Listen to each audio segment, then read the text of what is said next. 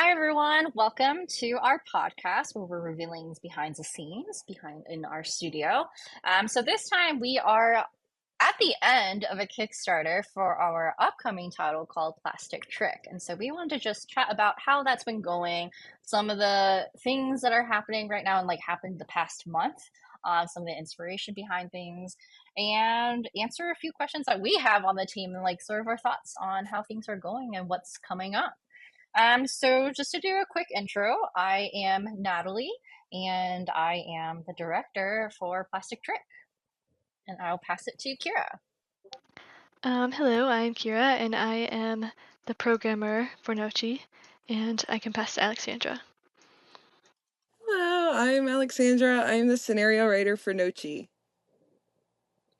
Cool. Okay, so let's start with what inspired the game. And I'm going to kick this off to Alexandra because there are some awesome photos floating around. I'm going to make us disappear really quick. We're in our cozy image here. Give me 1 second. So this was floating on your social, Alexandra. Let me pull it up. Can you give us a little bit of background on this particular Oh, image? And I'm gonna show the second image because like the way the screen lays out, you can't see the full. So like we're gonna like here's like the top version of it, right? And like this is yeah. Alexandra, y'all. So like I'm gonna let you speak to the inspiration. Oh my God. Well, before I really wanted to focus into game writing. I was actually a fashion student, many years ago. And when I went to fashion school, I was clearly just very much inspired by just fashion in general, costume design. And I had such a fondness for working with my dress form and mannequins in general. I've always loved the film Mannequin as well, where it was all about like just department stores and decorations. So I my friends kind of knew me as like every time we went to the mall, I was just so enthralled by like judging all the different displays, and I just loved yeah, no, I just remember that time I was out with a friend, and I was like, please take a photo of me. This is just like me on a daily basis, just loving mannequins, just wishing they would come true, and like I could make clothes for them and stuff. So that's the whole basis of it. Clearly, if you've played Plastic Trick, it almost feels like there's been a lot of an extension of those like feelings of just, the way that it's been there. And then I mean, later on, I worked in a mall for several years before I worked in Nochi. So I actually got to spend a lot of time not in a fashion store, but I did get to like explore the mall a lot. And so mannequins were part of my daily life to some degree. I love it.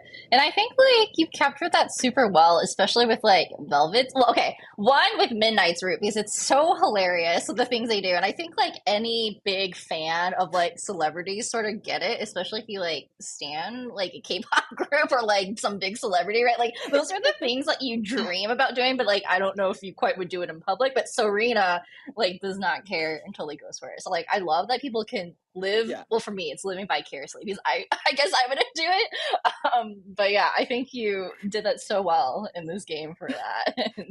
Oh, no, thank you. I mean, I think part of it is the inspiration also comes from like looking at Plastic Trick. I wanted it to be like sort of like what would it be to like kind of let your subconscious kind of like do its thing, right? Letting your dreams come to life. And there's like that recurring theme of like her initially thinking it's a dream and then at some point realizing maybe I should just go along with this because I'll find out more. And I think that sort of speaks to like how we in our daily lives, yeah, we kind of like control ourselves and what we're doing, but sometimes we just kind of want to let go and see what happens. Yeah, for sure. Like I think in all of our marketing and like things that are going out on socials, we just keep saying like going for the delulu romance, right? Just like embracing it. And Yeah. I think like that's the whole point of visual novels is like you're Mhm. living out a fantasy that like you might not act out in real life. And like this is like going the full spectrum, which I absolutely love. Yeah. Yeah. Thankfully we have different genres for that too. Like we do have like, we have some other projects where there's definitely more of a groundedness of the drama versus like this is very much like kind of like Sweet Core Brews is like that magical realism uh genre that I really enjoy. Yeah. So Kara, so for context for everyone, usually when we come up with our project ideas, we like sit down and have like a huge brainstorm session. So Kira, what did you think when this came up as a potential during our brainstorm earlier this year? And it's like looking at all the options and you saw mannequins. It was definitely very unexpected. It stood out a lot amongst our other options, like the other ideas, but I think Alexandra always does a really good job at like surprising me with the little mini ideas that we come up with in those brainstorms. So I didn't expect us to go through with it. I'm not gonna lie. I didn't expect it to make it make it off the board, but it did, and I'm having fun with it. So I'm glad it did. Yeah. It was Yeah, I think unexpected. it was to be clear, it was a top pick for everyone. I think like we were Mhm. all, well, we voted blindly, and then it became Yeah. a top pick because everyone voted for the title. We're Yeah. like, okay, there we go, it's done. And I think that it was like I think the original was like it was like mannequins in a battle. It was like battling mannequins something. So it was a little different from like it did have the premise Mhm. of like they wanted the MC to turn them human again, but then at the same time it was a little more intense I think than the original. Yeah, in the original version. Yeah, and we sort of just softened it to be like a comedic romance kind of vibe to it. Yeah. Well, we were all kind of like also like we all really liked the Barbie movie and stuff like that. So I think that that was Hmm. also another inspiration. Yeah, for sure. We keep talking about Barbieism, and not we won't spoil things quite yet because we'll have another podcast episode about this, but like we've got other projects in the work for this year which like takes that from inspiration, but like hopefully people will see that theme like going through. But so like this was clearly an inspiration. There were other inspirations you had, right, Alexandra? Yeah, I think it's pretty obvious. I love shoujo manga. I will talk forever about shoujo manga, and one of my favorite ones is always Absolute Boyfriend. I'm a huge fan of Watasi's work, but Absolute Boyfriend kind of stands out to me as like one of my favorite, like sort of comedic, but it also has a little bit of drama in there. So I constantly, when we were talking about mannequins, I like I mentioned, I had a lot of like inspiration from like other just my own life, and then I love vaporwave. There's always like statues and stuff in vaporwave, but it's like Absolute Boyfriend is like one of the manga that I think kind of takes that concept of like androids and like futurism and stuff, and then kind of it puts it almost like adjacent to mannequins. So I kind of liked the inspo of like being able to kind of do something in the spirit of that, and it's just such a great like story. Like I highly recommend it if you haven't had the chance to read it. Kigurumi Guardians is another one. It's by Lily Hoshino, and that one is it is in the absurdist. It's like absurdist shoujo, and I think that that's kind of in that vein that sort of it made inspired me to really think like if we're gonna do a fun title, we could definitely think a little outside of the box with how things work and creating like a different kind of world. And like with Plastic Trick, it's based on reality, but it's almost like a hyper reality of sorts, where like Serena's constantly talking about like shopping malls, and like the world almost seems kind of like idyllic. And as you get forward into the story, you kind of learn a little bit more about like what's going on really, like the malls and things like that, so in the city itself. So through the eyes of the mannequins. And then Style Savvy, that was like my DS game, but I'd be lying if I didn't say that I didn't play this like still recently. So this was one of my favorites. And I listened to a lot of like DS, like 2000s, video game music whenever I'm working on Plastic Trick. I just think that the vibe of like that Wii era and like game like DS era is just, yeah, it captures that spirit of like that sort of lightheartedness that we wanted also in this story. Yeah. So like one thing that caught my attention when I was like when we were doing the drafting phase, like I was reviewing everything right before like we put it all out. Did Hmm. you get inspiration from Clue? Because like I loved the beginning Oh, like of the Clueless? prologue. Yeah, Clueless. Sorry, because it's like a Oh, quintessential American yeah. movie, right? And like we've actually seen it as a team. So like I think one time like when we were doing one of our like boot camps of stuff, like we actually went to the theater and all saw it together Yeah. as a team. But like I love the beginning monologue of Serena because it Oh, totally reminded me of Clueless. Um, and it was just like the whole shopping vibe, like just going for it, and no shame, no shame in just going for it Yeah. all. Yeah, I would say so. I mean, I grew up a lot with like 80s and 90s movies, like especially. And I think that's kind of what when we were sort of paring down the inspiration, like I said, like the vaporwave and future funk, like inspo for music is very much also coming from that 80s and 90s vibe that sort of like yeah, it's a very commercial, like the bubble era or the commercial like malls and stuff. And so I think with Clueless, I feel like, yeah, that's such a good. I probably think that there was like a spirit of that as well. And I think there's like a couple other characters too that I think that just sort of embody that similar like go getter, sort of like kind of in her world vibe with Serena. And I definitely agree with that. Awesome. So we've been talking about this. We're just gonna throw the image up there of the game really quick. Um, so let's talk about what's been going behind the scenes this past month. And I'm gonna kick this off to Kira because I feel like you've been doing like the brunt of it along with like other stuff that's been going on. So Kira, how has it been going this past month, leading all the way up to today and like the Kickstarter and everything? Um, well, so game-wise, it's been a lot of visual effects because there were delays coming in with from the UI designer, like there were just like it was taking a while to get all the main screens, so I was working a lot on the screens we did have, just like making them look as pretty as possible, doing lots of animations and like transitions in and out of them, which was really nice to do because on the contrast, like with our previous games, they've been so fast paced, like the development has been, so I wasn't really able to slow down and pay attention to the visual aspect as much as I wanted to. But there was like a really good time period where I've been able to get a lot done. Um, so that has been really nice. And there are more screens now, so I'm working a lot more on the back end, but keeping up the like building on the pieces I've already made regarding to the animation. So everything's coming together very well, I think. Yeah, for sure. I mean, we had a major update. Like, kudos to Kira because you actually had like an emergency happening earlier this Yeah. month. This month. So I don't know if you want to illuminate for the audience like what Yeah. happened. Yeah, so at the end of last month, my roommates and I moved into a new apartment, and then not even 24 hours after finishing the move, the shops below us caught on fire and the apartment was destroyed. So we had to deal So with that. crazy.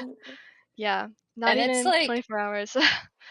it's so like annoying and like unfortunate. It's like the worst luck ever for you, I feel like the Yeah, 24-hour thing, if it's just like if it was just delayed slightly because it like yeah, we saw pictures and it wasn't just like a small fire. Like I don't know if yeah, you it want to was describe bad. it, but those pictures, I think nothing survived in the living room, right? And like the kitchen area, and it was only one room survived out of five rooms in the apartment or Yeah, something.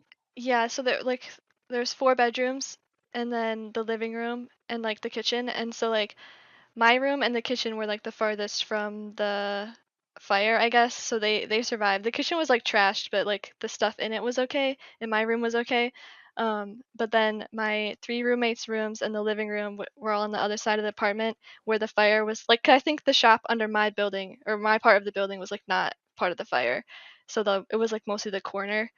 Um, so their rooms were like the fire came up through the walls. It was like electrical, and then most of their stuff, like their valuables, all survived, like technology and stuff, thankfully. But like keepsakes and like everybody's clothes were like so smoky. I had to like put them through the wash a couple times. But so like a lot of stuff did actually survive. But like the room wise, like the firefighters had to like tear through the walls and the floors in the living room and my one of my roommates' rooms.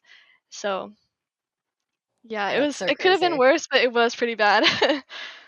These are the things you don't think about. Mm. Like these, it's so weird, but like this past year, so I guess from last August to today, like today, Mhm. I've heard four different instances of people I know, like coworker. Well, I guess coworkers. So like, I technically lecture too, and we can talk about that on another podcast episode. But like, I know other people who have had fires, and like they lose their whole house, or like if something survives, like you said, it's not that like it's fine. You actually have to get it cleaned, and sometimes it's like too damaged by smoke that it's not even good, and you still have to throw it out.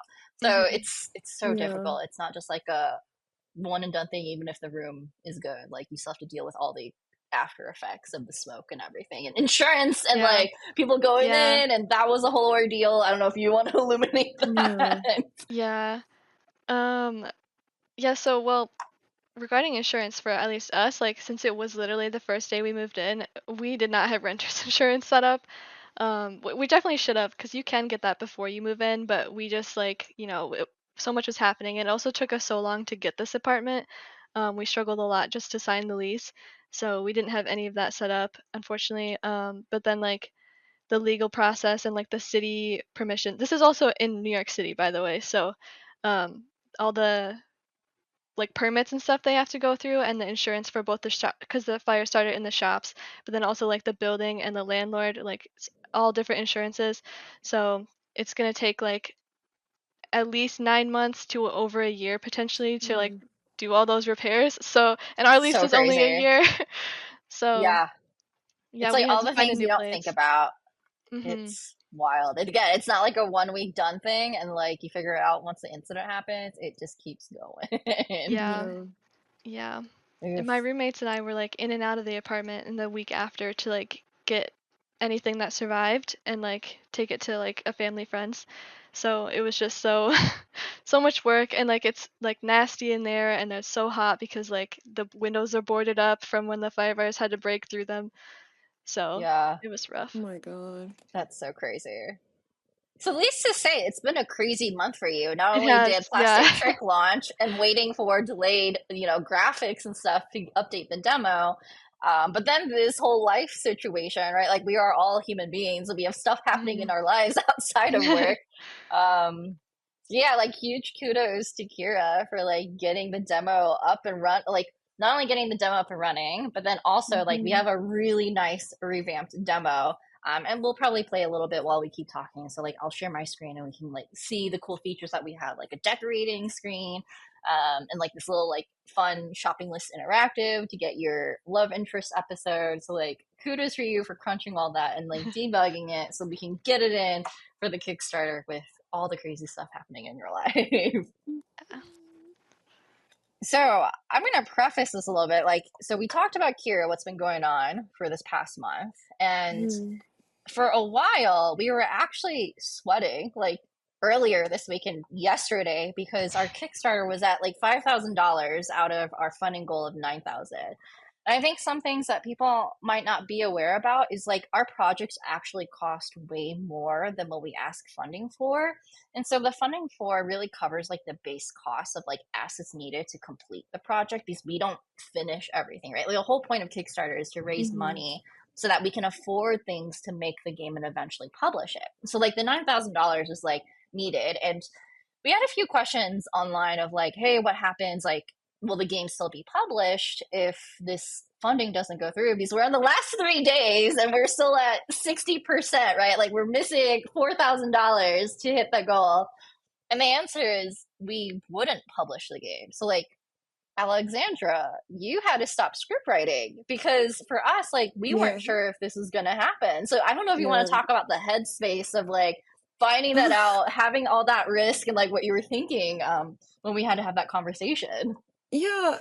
I mean, it's hard. It's always hard, especially, like I was just like kind of we started off the conversation saying like this is obviously an idea that we were excited for and we're really excited for and it's something that's kind of close to like personal. Like so it is really rough to sometimes like see if something doesn't is looking like it's not going to pan out, and especially with the writing process though, we do like in order to make sure that we meet those dates and stuff for those releases that we put on the Kickstarter, we do have to start a bit earlier. So it's not just a demo that we get done, we actually do produce at least a fair amount of percentage of work, and then like once we're in a good headspace of like, okay, here's how the rest of it's going to pan out, if we have additional stretch goals and other like assets we need and things like that, we'll rework the schedule. And so for writing, it very much does like hinge upon those elements, like we need at least a little bit of the game to know the direction it's going to go from there. And so I was kind of almost in the halfway point, I think, like in the near 40% of the game to like as of like last week or so. So it was really tough to kind of imagine like there's a whole other chunk of this story that hasn't been fleshed out yet. And it was kind of depending upon those results and what is it going to look like being able to like mentally switch, because like each game we work on is also going to be thematically different. I spend some time getting to know the characters and things like that, so it would be like pivoting into something else, and it's like bittersweet, but I think it's harder if it's one of those things where you start wondering like what could we have done, what was the timing of things, and we start asking ourselves questions. Yeah, because I mean, for this, so like we paused on production besides Kira. So Kira's Yeah. pushing stuff out, right, for development because we want to get an updated demo to be like, okay, is this going to entice Mhm. people more? And like, this is the stuff that we had planned, but that we Yeah. couldn't quite execute with the delays that we had coming for some of the assets and then like the whole life situation for all of us. Yeah. But then in terms of production, like things that we need to get the game fully published. So we stopped on art production because we're like, crap, if this doesn't get funded, like we don't have the money to pay for assets. Like we already invested a Yeah. chunk, right? And we stopped on script writing production because time is money, like for us, unfortunately. And like we need to publish games to continue to stay open as a business. But then to Alexandra's point, right? Like we always are thinking like we went into this thinking this would work. Like we're not going to make a game that we don't think is going to work and like people wouldn't be interested in it. So then that begs the question of like, why do we feel like this might be performing less than our prior titles? So like this has been the slowest Kickstarter compared to all the other titles. I think maybe with an exception of Sifting Time, like the very first Sifting Time pre-pandemic, like way, way long ago. But that's Mhm. sort of an anomaly because like we weren't a fully functioning studio then. I think when that Kickstarter ran, I was the Mhm. only person on the team. And so, and the company hadn't been a I company wasn't yet. So, there. company, Yeah. yeah, you weren't there. Yeah. Like the whole team wasn't there. It was just me because it was a hobby at first. And then after Sifting Time, we hired everyone, right? Alexandra, you came on to write the story and everything. And like the company formed in like 2020. So this is officially like our official company least performing Kickstarter in terms of traction and progress. So, opening up to the floor, why do you guys think this might be the case? Oh. Oh, that's a tough one. I think I guess maybe the first obvious one is algorithms, I think. Like one of the things that is rough, like it is a rough thing as in any kind of creative space, is like what you like may not always hit the right algorithm. And or if you have something, are you finding the right ways to market it, like with based on like what's going on with the world and what's going on with like what's on people's minds right now. And also I think with algorithms they're going to recommend things that are similar to what's already going on, so sometimes it is a bit of a risk to like take something and just be like, we're just going to do something that doesn't really have hashtags in a way for it. So it's a gamble. I mean, I think that it's not to say that I think we've been kind of like taking risks with other previous titles that we've done, but you can tell where there are things that might just be more familiar to a player. So I do think that also like dating a mannequin, it's an interesting like headspace of people thinking, is it a pure gag? And it's still a gag, but it actually has a story. So I think that it's just like there's an in-between place that might just not being tapped by algorithms right now. Yeah, I'm gonna jump in on that too. So, like the week that we launched, so I managed the marketing for the team.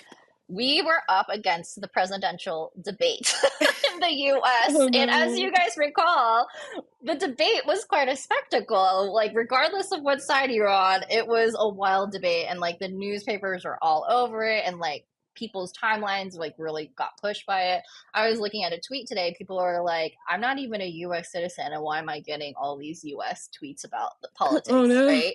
And that's sort of how social media works, is like whatever is popular at that time, whatever is eye catching and noteworthy gets pushed up.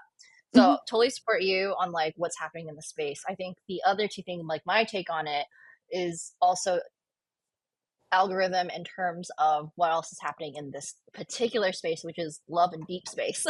They Yeah. released, right, the new character and everyone Oh, is posting about it. Like it's yeah. really hard to compete as an indie against big AAA companies who are pouring millions of dollars into their production, have Yeah. content creators doing stuff for them, right? It's Yeah. like us going into against like MiHoYo, right? Like that's just so hard. Like there's so many companies that have made Genshin Impact like things, but it's hard to compete with that without that same budget or like being that first player in the space. So for us, Yeah. like I agree with Alexandra. I think my take on it is that one, the political environment and just the world environment that's happening. There's a lot of news that's happening, so we have to compete with that. And then we were competing against very big otome releases. So not only Love and Deep Space, but Mhm. there are some console titles that were announced as well. Mhm. That's been announced this whole month, which is super exciting for people. Like I Yeah. think players, we're all excited to have more options, right? But more options also means it's very hard for studios to keep pushing that without a marketing budget. And Mm. we do everything grassroots. We used to pay for ads, y'all, but it got too expensive in the space, so like we stopped paying for ads because we can't afford it anymore. Mhm. Then the other point that you made, which I think is interesting, and we saw that too in on socials, is that idea of mannequins, right? Like, do people understand that? And we definitely got comments about that. Like, we got some questions of like, so am I just dating a mannequin? Like, are they always going to be faceless? And it's like, how do we convey that, right? Like, some people don't Mhm. want to play the demo and they have a 7 second attention span, and so we have to think about like what our hook is to get that 7 seconds and the hope you Mhm. click through to understand what the title is about versus getting that first reaction, that first, face value thought of what this game is like. Okay, this is just too weird. Which I think on the team, like we all like weird and we've played really weird stuff. Like one time we played like the KFC game, right, as a team just for laughs. Oh, And that like is great. yeah, and I mean, people love Hatoful Boyfriend, right? And so people are used to Yes. this, but it's like, how do you market that without that context? And so, like, I mean, we had one line, right, of, if you dated pigeons and then if you dated horses, like, why not mannequins next? And that seems to connect the dots for people. But we've definitely gotten questions too, to your point of like, wait, I don't understand. Am I really dating a mannequin? It's like, yeah, yeah, you are. Yeah, I kind of liked. I saw that someone when we launched called it like a modern day Pygmalion, and I feel Hmm. like that's kind of like what it would be the most like comparable to. You know, like I think they're in, especially like as you get in, you might find out that like one or more of the identities of the love interests are actually pretty artistically inclined. So it does kind of like correlate to, yeah, if you kind of get it, if you get it, it probably clicks a lot faster. If you've like been able to get your hands on stories like that, or even just like I said, if you, I've noticed I had like at least two friends of mine when we launched that, immediately compared it to Absolute Boyfriend. And it's funny because I was like, Absolute Boyfriend doesn't specifically have a mannequin, but I think they understand it's the spirit of it. So usually it's like Yeah. something familiar, and then they're like you said, Hatoful Boyfriend. It was a game I played also growing up, so it's like one of those things where it's like if you've been exposed to something to that degree, then you kind of like will know. Oh, I get it. Where this is Yeah. going.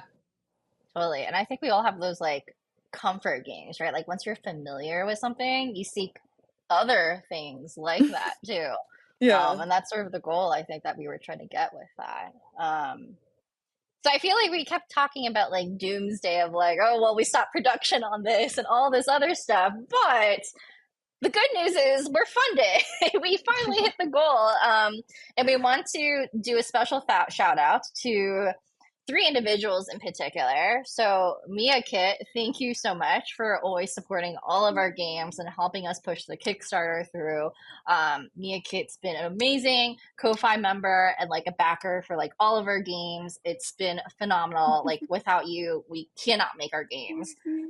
We also want to thank Aria because Aria not only helps us and supports all and pledges for all of our games as well, but like you are such an amazing playtester and you always help us like bring opportunities to the table that we might have missed because we're a small team of three. So like there's a lot of opportunities out there in marketing and like channels that we might have missed. So thank you for being so vocal and sharing all the opportunities for us to share our content out there, and like for reblogging, tweeting, engaging with all of our stuff. It means so much. And everyone, seriously, like we keep talking about the algorithm and stuff. Every single like comments especially are super helpful. Like the more engagement on our posts, it gets out there so we can try to rank onto the algorithm, right? But we are small against like the big stuff. But every single like really truly helps. And then the last person we want to thank is Hannah.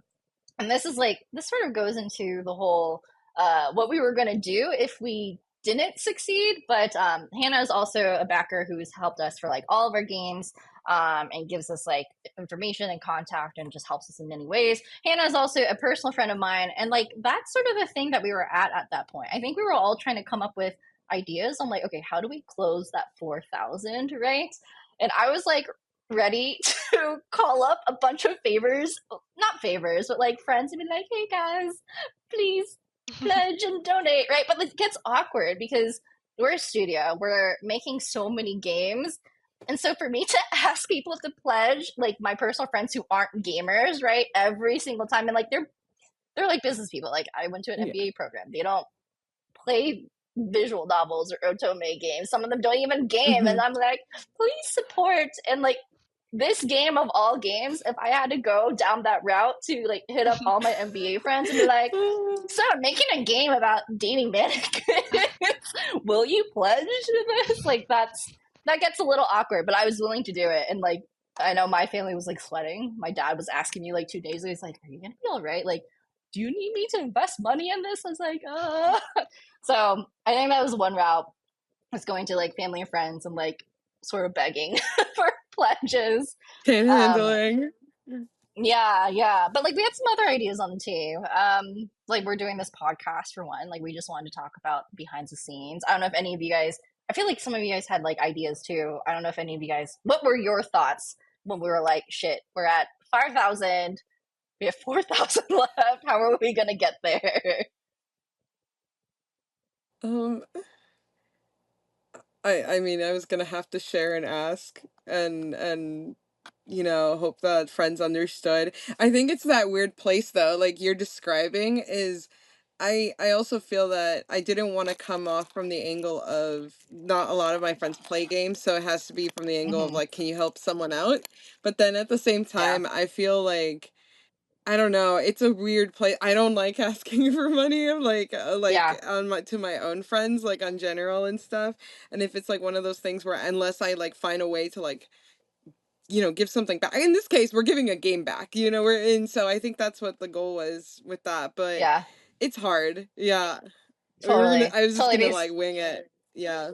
I I know don't I'm think the I same would have put way. an additional story. Yeah, I don't think I could tell him a story of like this makes me sad if we don't, because I feel weird saying Yeah, that. But it would it's make so me weird. sad. Yeah, because they're not users, right?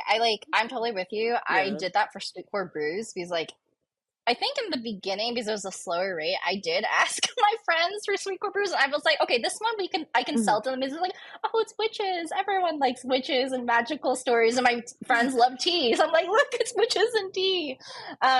But like, I still feel indebted to them because like they're not gamers, and so like I'm like, okay, I owe you a beer, and it's like Yeah. at that point, it's like, well, I'm treating them to dinner.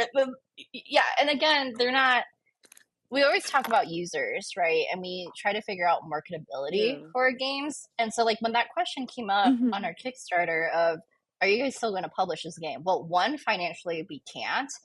And then two, it's like, well, if it doesn't even hit enough interest, like, if people are not interested because, like, the concept is too different, is this even going to make sense? And are we going to, like, make money off of this, or, like, try to get some money back from our investment, right?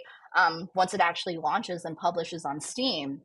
So I think that's also the question. Like, if we're having all these family and friends helping us who aren't true users, what does that say about the game if like actual otome visual novel players aren't interested in this game? Like, we're Hmm. just funding. I hate to say this, but it'd be like funding a failing product, Vanity. right? Vanity Um, project. No. yeah, totally. Yeah. And that's one thing that we have to consider because we do this full time. Like we Yeah. so I will be transparent. Like, I don't get a salary for the company, right? Because like I'm the founder, owner of the business, but like we gotta still pay bills. We gotta pay bills for all of our expenses. Like you're running the programming. You guys need a Life paycheck to be servicing. able to live, right? I'm in a fortunate situation where I can still like live and survive and stuff like that. Which we can go about in another. We can talk about in another podcast episode. But yeah, like this is a business, and to your point, Alexandra, it can't be a vanity project. We need to make sure that if we publish it, we get sales afterwards. Mm-hmm. So yeah, so friends and family, I don't know, like I was ready to pull that, but like I think you can tell everyone that we're very hesitant to do that because it's just weird. It feels very weird. The other stuff that we had was Kira. You made the updated Dove build, so thank you. And kudos to Kira, y'all, because the deadline we had was actually today, and Kira finished it one whole day early. So Woo! woo! Double So we were word. able to like push that out, get some marketing in because of that as well. So that was awesome. But yeah, no, thank you to the individuals that we gave a shout out earlier. Like you guys really helped us push the Kickstarter through, so we didn't have to go begging our friends for that awkward pledge money. But yeah, last night, I don't know if anyone wants to talk about when they found out and how you felt about it.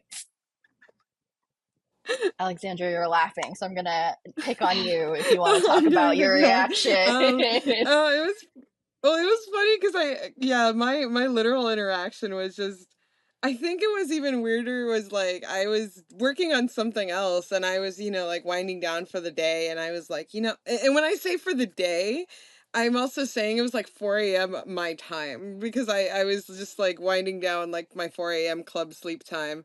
And as I'm like earlier that night, I had gone to check the Kickstarter and I saw that it was like still around that same like 5.2K pool.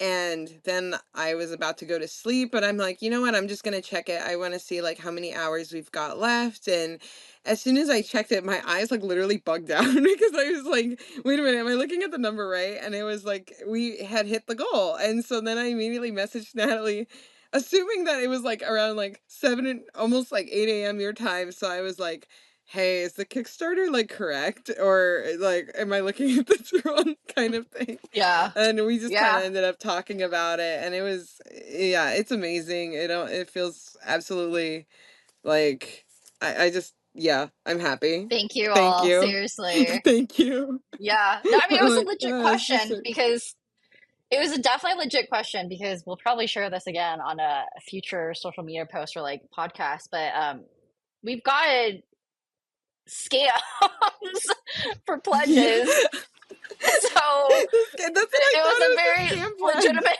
question from Alexandra. So yeah, Kira, what were your thoughts when you found out that the Kickstarter was hit our goal and we can produce this game? So I saw the messages when I woke up this morning, so I was like kind of half asleep when I read it because I had not been checking the Kickstarter, so I didn't even know how far behind we were like before yesterday, or like how much was left. Um, so I was mostly just immediately relieved that I don't have to move on to the next project yet, because I just spent Legit. like so much time getting the demo together, and it was like I think it looks fine visually, but it was rushed on my end, like in the back end. So I was like cutting corners, just to get the get it visually working. But I really want to go back and fix it, for like the actual production. Yeah, So and there's a lot of systems in place that I like just want to improve and like actually complete. So yeah. Yeah, I'm excited to be able to actually finish this project. that's so true. You To put your so much, point, yeah. so go ahead, Oh yeah, I was gonna Alexandra. say, I know we talked about the script writing stuff, but you put so much work into this, and you like, yeah, I am really truly relieved for that to see that you're gonna be able to like have that, fleshed out. Mm.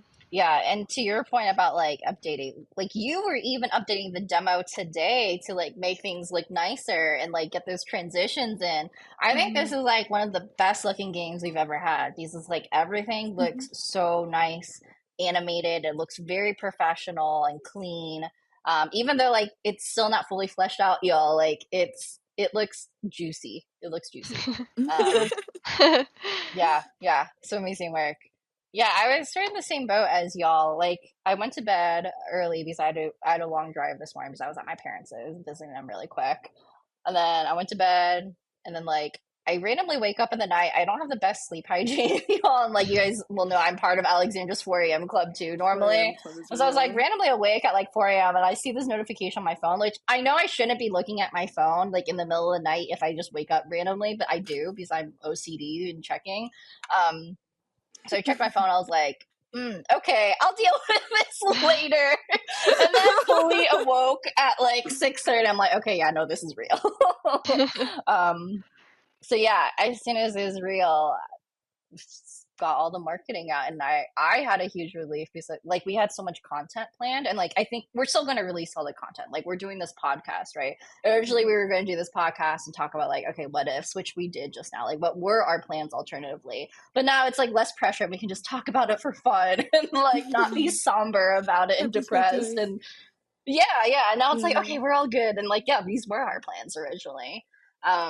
So yeah, thank you to all backers for helping make this happen and pushing it through because we were really sweating. We put pause on the production side, and Kira put so much and has been scrambling like the past week and like yesterday and like putting everything together for the demo. So it's not all in vain, and we can make it happen. Um, but yeah, that was a huge surprise for all of us, and like I think we all had an internal like, holy crap, holy crap. Um, so yeah, I think I'm really, next yeah. steps, yeah, I think we're just we're gonna have a meeting next Monday. Like we're still gonna push through for the last 2 days.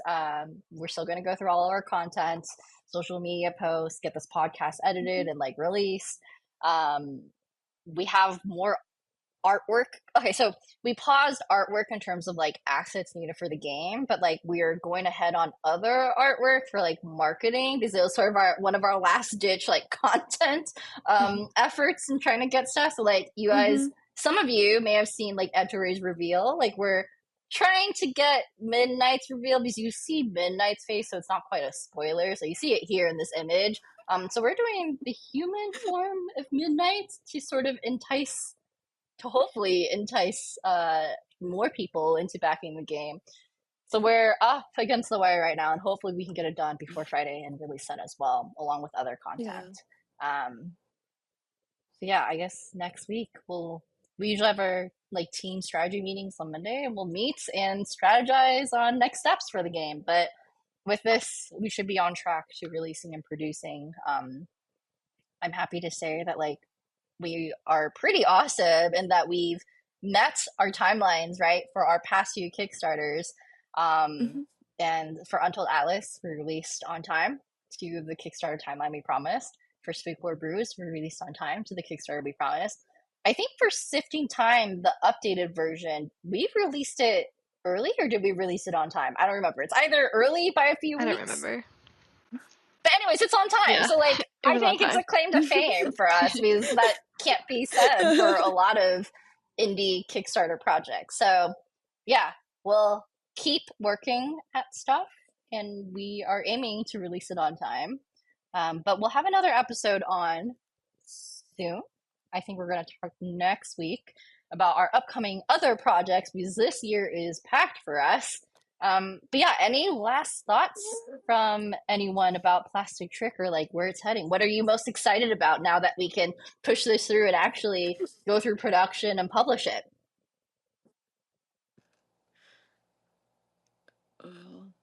I would say like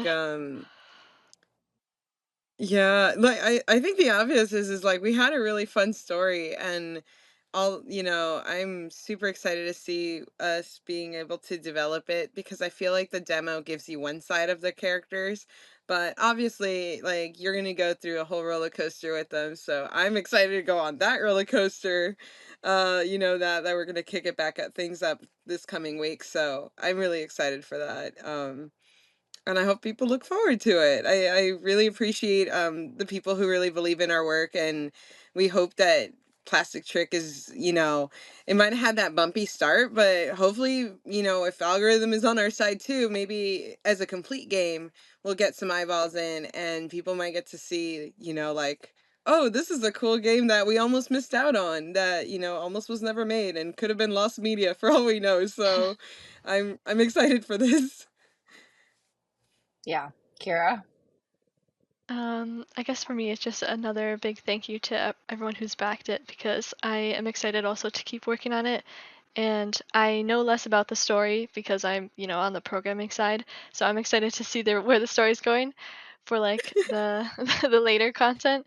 Um, so yeah, I'm just really glad that it worked out.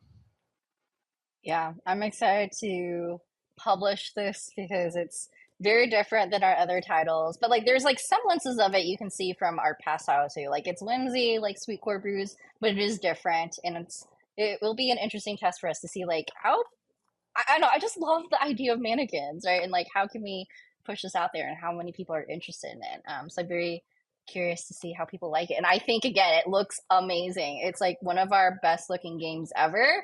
So like hopefully people see the increase in the quality of work and appreciate that. But yeah, so I'm excited to see feedback once we actually get the full game out there. But we will do testing throughout, so like we'll be getting feedback throughout the process with like our Ko-Fi members. They'll be able to see like the alpha prototypes, and then our backers, Kickstarter backers, will be able to get beta access, and like we'll be listening and gauging feedback and tweaking things before we release the game. But yeah, thank you everyone for joining our podcast. Hopefully, you enjoyed hearing the behind the scenes. Because this is also going to be probably an audio podcast as well, we won't show our trailer. But if you want to see the trailer, please click on the links in the description. Otherwise, please check out the Kickstarter. There is 2 days left, so it ends on Friday. I think it's like around 10 p.m. Eastern Standard Time. So please check out the game while you still can, because we are this is a little bit different. I think we are going to turn off the demo because it's a live website version. I think we are going to turn off the demo because, like, as Kira mentioned earlier, there's a lot of things that we're going to like do for the development side. And so we don't want to give like the wrong impression of the game by having an outdated demo. And like, since this is going to be published on Steam, we'll eventually have a demo on Steam. So we'd rather people play the official Steam demo version once we're done with producing and developing the game. So you won't have the public will not have access to the demo once the Kickstarter is over. We are going to turn that off, but you will have access to the demo once it's released on Steam, like fully produced. I think later in the fall. So yeah, please check out all the links in the description if you want to play the demo, check out the trailer, get to know the characters more. And then thank you everyone for supporting the game. Again, we couldn't have done it without you all. So thank you for tuning in and learning about us a little bit and seeing everything that's happening, all the crazy stuff this past month. And thank you for making the game happen. Thanks everyone. Thank you. Thank you.